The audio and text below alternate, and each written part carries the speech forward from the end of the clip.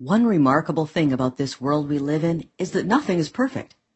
And this element of imperfection has seeped its way into everything and everybody, which is probably why we're always hearing, no one is perfect.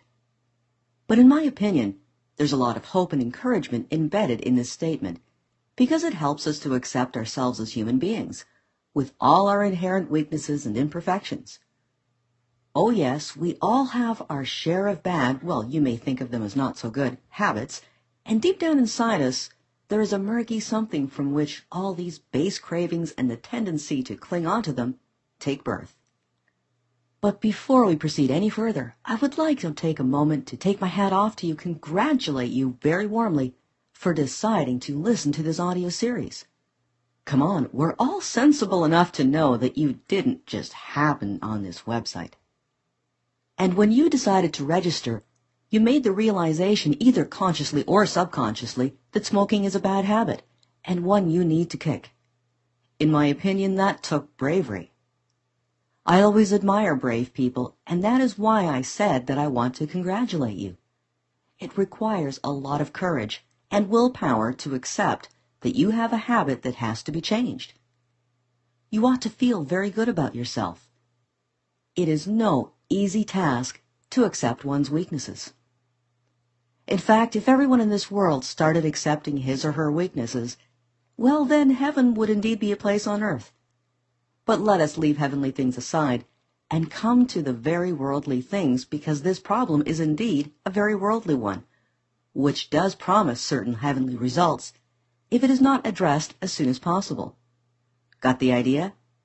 Not yet? Well, does the picture of a harp, wings, a halo ring a bell? Most of us know that smoking is indeed a habit that can have many serious implications on your health, but there is a tendency to view the problem lightly. It's important that every smoker be aware of the facts concerning smoking, so I've included certain facts and figures that I hope will serve as eye-openers. Watch your email inbox for the exciting Part 2, which is soon coming your way. Most of us know that smoking is indeed a habit that can have many serious implications on our health, but there is a tendency to view the problem lightly. It's important that every smoker be aware of the facts concerning smoking, and so I've included certain facts and figures that I hope will serve as eye-openers. Then you might ask, if everybody knows that there's such a dangerous habit, then why do so many people still become and continue to remain smokers? Well, the reason is because of a paradox that is involved in the habit of smoking. If all those who smoked kicked the bucket at the end of the month, then nobody would even think of smoking.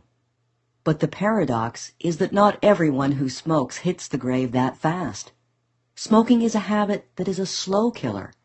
It does not paint all smokers with the same brush of death.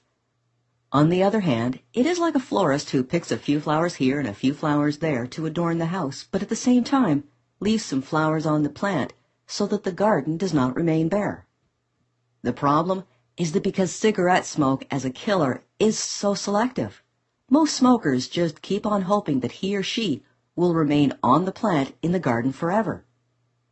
In this modern age, when we are all so educated and well-informed, isn't it kind of silly to leave ourselves in the hands of fate and just keep hoping that we won't be next?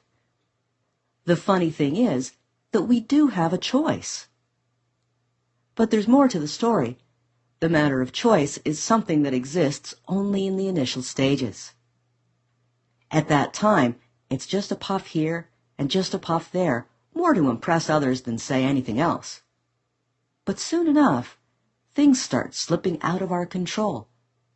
And before we know it, we just can't do without our daily dose of nicotine, in whatever proportions we demand it. In the next email, we'll talk about the addiction of nicotine. Thank you for continuing to listen to this audio series. Nicotine is addictive. Here's where the problem lies: addiction. The sad thing is, most people don't realize this.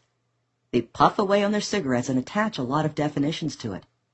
I have taken care to include some of the most popular excuses that people attach to their habit of smoking. Excuse number 1. It relieves stress. Well, it really doesn't. Your body and mind are capable of handling a lot of stress, and you do not need any alkaloid to lend external support.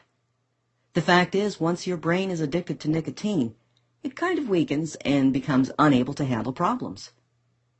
The result is that when you get stressed out, very quickly your brain starts demanding its dose of nicotine. When you puff away, you give it the nicotine and you feel as if your stress was relieved. Excuse number 2, it drives away sleep. Sleep is a natural response of the body. Our body needs rest, and it has the right to demand this rest from time to time.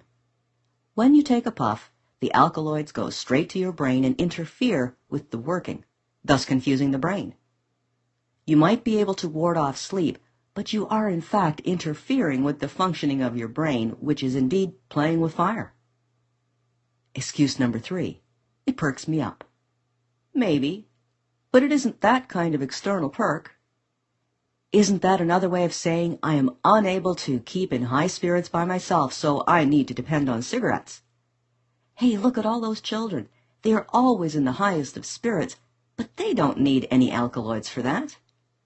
You should lessen the burdens on your shoulders and take life as it comes. Most people wrongly think that it is only narcotic drugs that are addictive. This is very wrong indeed. Nicotine, too, is as addictive as any narcotic. Once you get used to it, it is not going to be easy to break away from it. It's an unfair battle. Let's take a moment to ponder over our bodies. They are such remarkable things. Just think of all those activities that are going on so harmoniously inside our bodies. Most of these activities and functions go on without our knowledge. It's almost like a well-oiled machine. And think of all the countless number of times when you have fallen ill, and how this remarkable body has fought back and won the battle. Forget about giving credit to it. None of us do that. But the least we can do is lend it a helping hand. Watch your email for the soon-to-arrive Part 4.